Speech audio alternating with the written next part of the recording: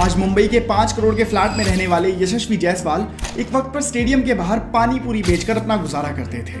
इसी तरह आज जहां हार्दिक पांड्या मुंबई की स्ट्रीट्स पर अपनी लैम्बोर्गिनी हुराकान में घूमते हैं, वहीं एक वक्त पर वो दिन के 300 रुपए कमाने के लिए कई किलोमीटर का सफर बस में लटक कर तय किया करते थे। इनफैक्ट हार्दिक पांड्या ने तो अपनी डाइट एक बहुत लंबे समय तक 5 रुपए की मैगी से पूरी करी है। ऐसी मुश्किल बिगिनिंग्स के बाद आईपीएल ने इन प्लेयर्स को अपनी जिंदगी बदलने का मौका दिया, जहां आज ये प्लेयर्स करोड़ों रुपयों की इनकम जनरेट करते हैं। इन सबसे पहले आपको रिंकू सिंह के बारे में बताता हूं, जिनके पिता तो एलपीजी सिलेंडर डिलीवर करने का काम करते हैं, लेकिन इसके ऊपर से उन्हें एक बहुत ही मुश्किल सिचुएशन तब फेस करनी पड़ी जब उनके सामने एक स्वीपर की नौकरी आई। अलीगढ़ से आने वाले रिंकू सिंह ने अपनी पूरी जिंदगी एक्सट्रीम पॉवर्टी फेस करी है, लेकिन ऐसी कड़ी गरीबी देखने के बाद भी उनका क्रिकेट का पैशन कभी कम नहीं हुआ। रिंकू के पिता अपनी 7 मेंबर्स की फैमिली का पेट पालने के लिए एक एलपीजी सिलेंडर डिस्ट्रीब्यूशन कंपनी में काम करते थे, जहां उनका काम अक्सर यही रहता था कि वो एलपीजी सिलेंडर लोगों के घरों में पहुंचाएं। ऐसा करके वो महीने के 12-15 हज़ार रुपए तो कमा लेते थे, लेकिन इन पैसों में 7 मेंबर्स की फैमिली का पेट भरना काफी मुश्किल रहता था। इस वजह से जब रिंकू 18-19 साल के हुए तो उन पर भी पैसे कमाने का प्रेशर आने लगा। रिंकू बचपन से ही क्रिकेटर बनना चाहते थे और उसी की तरफ मेहनत भी कर रहे थे, लेकिन अब तक उनके करियर में पैसे दूर दूर तक नहीं थे। इसके ऊपर से उनकी ट्रेनिंग पर अब पैसे भी खर्च हो रहे थे। इससे रिंकू के ऊपर पैसों का प्रेशर और बढ़ने लगा। ऐसे में रिंकू सिंह को एक स्वीपर की जॉब ऑफर हुई, जहां उन्हें एक कोचिंग सेंटर में जाकर झाड़ू पोछा लगाना था। ये रिंकू की जिंदगी का लोएस्ट पॉइंट था। उन्हें ये जॉब पसंद नहीं आई और इसी वजह से उन्होंने ये जॉब करने से मना कर दिया। जब इस जॉब को ठुकराया तो रिंकू ने अपने क्रिकेट पर और ज्यादा मेहनत करनी शुरू कर दी। ज्यादा पढ़े लिखे ना होने की वजह से सिर्फ क्रिकेट ही उनका एकमात्र जरिया था जिससे वो इस झंझोड़ देने वाली गरीबी से बाहर आ सकते थे। फिर क्या था, रिंकू ने अपनी क्रिकेट प्रैक्टिस बहुत ज्यादा बढ़ा दी और अपनी डोमेस्टिक क्रिकेट की परफॉर्मेंस के दम पर कुछ ही सालों में अपना नाम 2017 के आईपीएल ऑक्शंस तक पहुंचा दिया, जहां पंजाब किंग्स ने रिंकू को उनका पहला आईपीएल कॉन्ट्रैक्ट ऑफर किया। यूं तो उन्हें अपनी करियर की बड़ी सक्सेस 2023 के आईपीएल सीजन में मिली, लेकिन 2017 से ही आईपीएल से जुड़े होने की वजह से उनकी फाइनेंशियल कंडीशन हर साल बेहतर होने लगी। कुछ ही वक्त की बात थी कि वो अपने परिवार को उस बेहद गरीबी की सिचुएशन से बाहर निकाल कर ले आए और आज तो हाल ऐसा है कि रिंकू सिंह को करोड़ों रुपयों की ब्रांड स्पॉन्सरशिप मिल रही हैं। अपनी मेहनत और आईपीएल की अपॉर्चुनिटी की वजह से इंडियन क्रिकेट को रिंकू सिंह के रूप में एक और रैग्स टू रिचेस की इंस्पिरेशनल स्टोरी मिल गई। अब देखते हैं कि कैसे यशस्वी जायसवाल को अपने क्रिकेट के सपने को सपोर्ट करने के लिए पानी पूरी बेचकर गुजारा करना पड़ता था। तो बात कुछ ऐसी है कि यशस्वी जायसवाल उत्तर प्रदेश के बारडोही के एक ऐसे परिवार से आते हैं जिनकी फाइनेंशियल कंडीशन बहुत ही कमजोर थी। गरीबी से घिरे हुए यशस्वी ने बहुत कम उम्र में ही अपने क्रिकेटिंग टैलेंट को पहचान लिया था और इसीलिए वो क्रिकेट में ही अपने आप को आजमाना चाहते थे। इसी सोच के साथ सिर्फ 10 साल की उम्र में यशस्वी मुंबई आ गए और मुंबई के आजाद मैदान में अपनी क्रिकेट ट्रेनिंग करने लगे। मुंबई में उनके एक रिलेटिव भी रहते थे, लेकिन उनके रिलेटिव का घर इतना बड़ा नहीं था कि उसमें यशस्वी भी रह सकें, इसलिए कुछ ही वक्त बाद अब यशस्वी को अपना रहने का ठिकाना ढूंढना था। ऐसे में एक डेयरी शॉप के ओनर ने यशस्वी को अपनी दुकान में रहने की परमिशन दी, लेकिन इसके बदले यशस्वी को उनकी दुकान के सारे छोटे मोटे काम करने होते थे। अब यशस्वी दिन में अपनी क्रिकेट प्रैक्टिस करते और रात में डेयरी का काम निपटाकर डेयरी शॉप में ही सो जाया करते। कुछ वक्त तक तो ये सब सही चला, लेकिन फिर डेयरी के मालिक और यशस्वी के बीच बात बिगड़ने लगी, जहां यशस्वी अपनी ट्रेनिंग की वजह से डेयरी का ज्यादा काम नहीं कर पाते थे और इसी वजह से गुस्सा होकर उस डेयरी शॉप के ओनर ने यशस्वी को अपनी शॉप से निकाल दिया। इस बीच यशस्वी के पिता भी उनके लिए थोड़े बहुत पैसे भिजवाते थे, लेकिन वो उनका खर्चा चलाने के लिए काफी नहीं रहते थे। अब 15-16 साल के यशस्वी को अपना रहने का ठिकाना खोजना था, इसलिए वो आजाद मैदान के ट्रेनिंग स्टाफ से भी इस बारे में पूछने लगे कि उन्हें आगे करना क्या चाहिए। आजाद मैदान में काम करने वाले लोग यशस्वी के अंदर के टैलेंट को पहचानते थे और वो जानते थे कि यशस्वी के अंदर आगे कुछ बड़ा करने का पोटेंशियल है, और इसीलिए उन्होंने यशस्वी को ग्राउंड में ही रहने की परमिशन दे दी, जहां यशस्वी ने अपना एक टेंट लिया और उसे ग्राउंड में ही गाड़ दिया, जहां रात ट्रेनिंग के बाद वो ग्राउंड में ही टेंट लगाकर सो जाया करते थे। इस फेज को भी यशस्वी ने हंसते हुए निकाल दिया होता, लेकिन मुश्किलें तब और बढ़ गई जब उन्हें अपने खाने पीने के खर्चे के लिए पानी पूरी की स्टॉल लगानी पड़ी। उन्होंने अपने ट्रेनिंग आवर्स के बीच के रिकवरी आवर्स में थोड़े एक्स्ट्रा पैसा कमाने के लिए पानी पूरी की स्टॉल लगानी शुरू करी, जहां वो आजाद मैदान से थोड़ा ही दूर अपनी ये स्टॉल लगाते थे। यशस्वी इस बारे में बात करते हुए बताते हैं कि ये उनकी जिंदगी का एक बहुत ही मुश्किल दौर था, जहां वो अक्सर ये सोचते रहते थे कि कहीं कोई उनकी ट्रेनिंग का साथी उनकी स्टॉल की तरफ ना आ जाए, और जब उनका कोई साथी वहां आ जाता था तो उन्हें पानी पूरी खिलाने में यशस्वी को बड़ी शर्मिंदगी महसूस होती थी।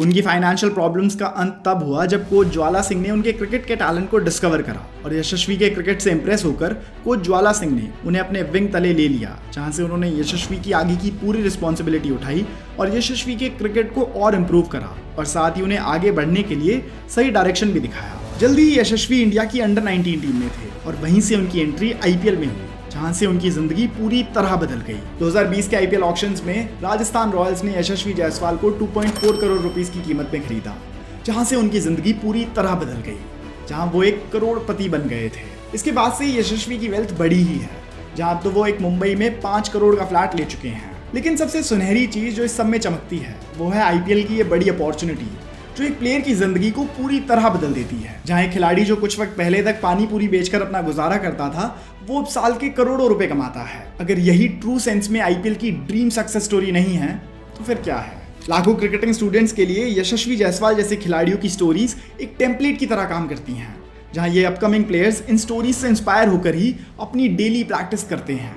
Now let's talk about T Natarajan. 33 साल की टी नटराजन आज तो एक इंटरनेशनल क्रिकेटर हैं और इंडियन टीम को कई बार रिप्रेजेंट कर चुके हैं। लेकिन आपको जानकर कैसा लगेगा अगर मैं कहूं कि ये इतने हम्बल बैकग्राउंड से आते हैं कि 20 साल की उम्र तक इन्हें पता ही नहीं था कि लेदर बॉल क्या होती है, और ये बचपन से ही टेनिस बॉल क्रिकेट खेलते हुए आए थे। तमिलनाडु के सलेम डिस्ट्रिक्ट से भी कुछ किलोमीटर दूर के एक गांव से टी नटराजन आते हैं, जहां उनका परिवार एक बड़ी ही गरीबी की स्थिति में जी रहा था। पिता पावरलूम की फैक्ट्री में काम करते थे तो मां सड़क पर चिकन बेचने का ठेला लगाती थी। नटराजन बचपन से ही अपने गांव में टेनिस बॉल क्रिकेट खेलते थे, जहां वो अपनी सटीक बॉलिंग के लिए जाने जाते थे। लेकिन उन्होंने क्रिकेट में कभी भी कुछ बड़ा करने का नहीं सोचा था। भाई उनके ऊपर जिम्मेदारियों का वजन ही इतना था। इन्हीं जिम्मेदारियों को संभालने की सोच के साथ न्यूज़पेपर बेचने से लेकर दूध बेचने जैसे उन्होंने कई काम करे। लेकिन जैसे जैसे उनकी उम्र बड़ी हुई तो उन्होंने अपने एक भाई के कहने पर क्रिकेट को सीरियसली लेना शुरू करा। लेकिन इस वक्त तक नटराजन की उम्र 20 हो गई थी। और अगर आप किसी भी क्रिकेटर की जिंदगी को फॉलो करते हो तो आप समझते होंगे कि एक बडिंग क्रिकेटर के लिए 20 कितनी बड़ी उम्र होती है, क्योंकि इस वक्त तक तो एक खिलाड़ी अंडर 16 और अंडर 19 के टूर्नामेंट्स में खेलकर खुद को बड़े स्टेज के लिए प्रिपेयर कर चुका होता है। वहीं दूसरी तरफ थे नटराजन, जो 20 साल की उम्र तक टेनिस बॉल क्रिकेट खेला करते थे। 20 साल की उम्र में ही उन्हें पहली बार पता चला कि असल क्रिकेट तो लेदर बॉल से खेला जाता है, और यहीं से उन्होंने अपनी बॉलिंग प्रैक्टिस लेदर बॉल के साथ करनी शुरू कर दी। अब जब उन्होंने क्रिकेट को सीरियसली लेना शुरू करा तो उनका सपना था कि वो रणजी ट्रॉफी खेलें, और इसी वजह से वो रणजी ट्रॉफी के सिलेक्शन के लिए गए भी।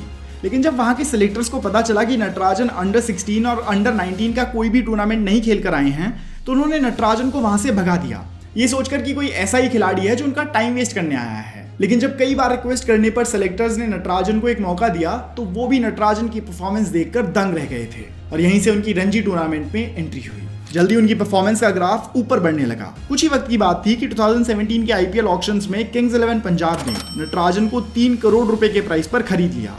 यहाँ से नटराजन की जिंदगी पूरी तरह बदल गई, और आने वाले सालों के साथ ही उनकी परफॉर्मेंस और क्रिकेट से आने वाली इनकम और ज्यादा बढ़ने लगी। जल्दी ही उन्होंने इंडिया के लिए भी खेलना शुरू करा, और उनकी परफॉर्मेंस से इंप्रेस होकर आनंद महिंद्रा ने उन्हें एक महिंद्रा थार भी गिफ्ट करी। ये बड़ी अमेजिंग बात है कि कैसे किसी की जिंदगी इतनी बदल जाती है कि एक वक्त पर जहां उनका परिवार सड़क पर चिकन बेचा करता था, वहीं आगे चलकर वो बिलियनेयर से गाड़ियां गिफ्ट में पाते हैं। इसी किस्मत की चाबी को आईपीएल कहते हैं। अगले 2 प्लेयर्स जिनकी जिंदगी आईपीएल ने पूरी तरह से बदल दी, वो रहे पांड्या ब्रदर्स। अपनी लैम्बोर्गिनी हुराकान से मुंबई की सड़कों को तेजी से नापने वाले हार्दिक पांड्या एक वक्त पर 300 रुपए की मैच फीस कमाने के लिए 30 किलोमीटर बस में लटक कर जाया करते थे। हार्दिक पांड्या और कृणाल पांड्या के फादर हिमांशु पांड्या सूरत में अपना बिजनेस बंद करके वडोदरा शिफ्ट हो गए, ताकि वडोदरा में उनके बच्चों को सही क्रिकेट ट्रेनिंग मिल सके। जैसे जैसे दोनों भाइयों की उम्र बढ़ती गई, वैसे ही उनकी फाइनेंशियल कंडीशन कमजोर होती गई। उनके पिता का कोई काम नहीं चल रहा था, और अब परिवार के पास अगले हफ्ते के खाने के पैसे भी नहीं होते थे। इसी गरीबी में दोनों पांड्या ब्रदर्स अपना पूरा फोकस क्रिकेट पे गड़ाए हुए थे।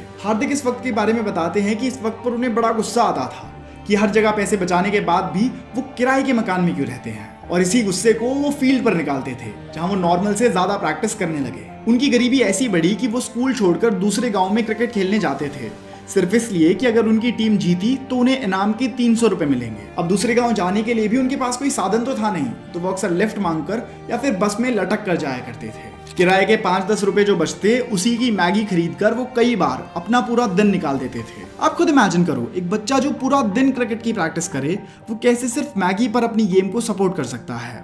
हार्दिक और कृणाल ने अपनी जिंदगी के कई साल ऐसे ही बिताए, लेकिन इनकी किस्मत की चाबी तब चमकी जब मुंबई स्काउट जॉन राइट ने हार्दिक के टैलेंट को डिस्कवर किया। यहीं से उन्हें मुंबई इंडियंस के सिलेक्शन ट्रायल के लिए बुला लिया गया, और 2015 के आईपीएल सीजन के लिए मुंबई इंडियंस ने उन्हें 10 लाख रुपए की साइनिंग अमाउंट देकर अपनी टीम में जोड़ लिया। ये 10 लाख रुपए उनके लिए लाइफ चेंजिंग अमाउंट थी, और यहीं से उनकी जिंदगी ने एक पॉजिटिव मोड़ लिया, जहां वो पूरी तरह से अपने गेम पर फोकस रहने लगे, और कुछ ही वक्त के अंदर उनकी इनकम करोड़ों में पहुंच गई, जहां आज तो हार्दिक पांड्या की नेटवर्थ 100 करोड़ से भी ज्यादा है। और आज हार्दिक पांड्या एक बड़ा ही फ्लैशी लाइफस्टाइल बोस्ट करते हैं, जहां आज उनके पास सारी एक्सपेंसिव सुपर कार से लेकर एक एक्सपेंसिव वॉच कलेक्शन भी है।